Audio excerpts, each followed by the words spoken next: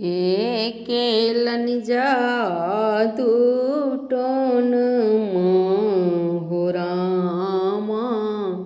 रामू गेला वन माँ केलन जादू टोन हो रामा रामू गेला वन रामू गेला वन लखन सिया संग रामू गेला वन में लखन सिया संग में केलन जादू टोन हो रामा रामू गेला वन में केलन जादू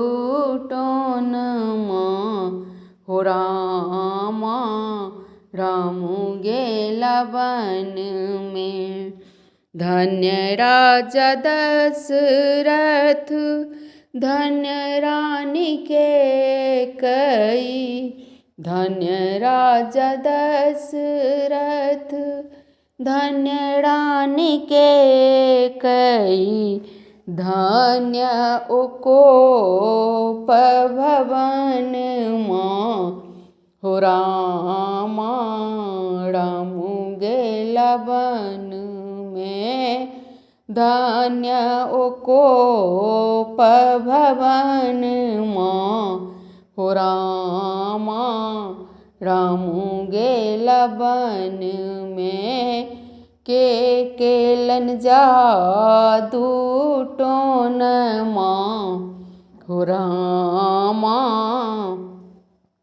रामू गेला वन में रामू गेला वन में लखन सिया संग में रामू गेला वन में लखन सिया संग में केलन जादू टोन हो रामा रामू गेला वन में राम लखन सिया बन का सिधारल राम लखन सिया बन का सिधारल दशरथ त्यागल परण हो रामा रामू गेला वन में दशरथ त्यागल परण हो रामा रामू गेला वन में केलन जादू टोन हो रामा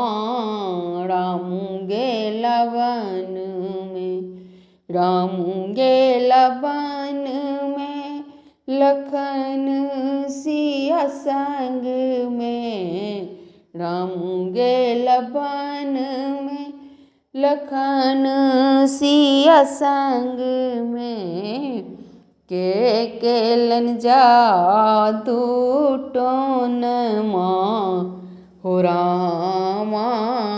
रामू गेला वन में मातु कौशल्या करुणा करुणाही मातु कौशल्या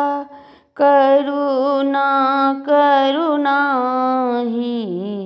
सौतीन भेली बैरिनिया हो रामा रामू गेला वन में सौतीन भेली बैरिनिया हो रामा रामू गेला वन में राम गेला वन में लखन सिया संग में रामू गेला वन में लखन सिया संग में के जादू टोन माँ हो रामा राम गेला वन में। तुलसीदास प्रभु तुमरे दरस को, तुलसीदास प्रभु तुम्हारे दरस को, लिखल मिटल नहीं जाई हो रामा राम गेला वन में। लिखल मिटल नहीं जाई हो रामा राम गेला वन में। के जादू टोन माँ हो रामा राम गेला वन माँ। राम गेला वन में लखन सिया संग में। राम गेला वन में लखन सिया संग में। के जादू टोन माँ हो रामा राम गेला वन में। राम गेला वन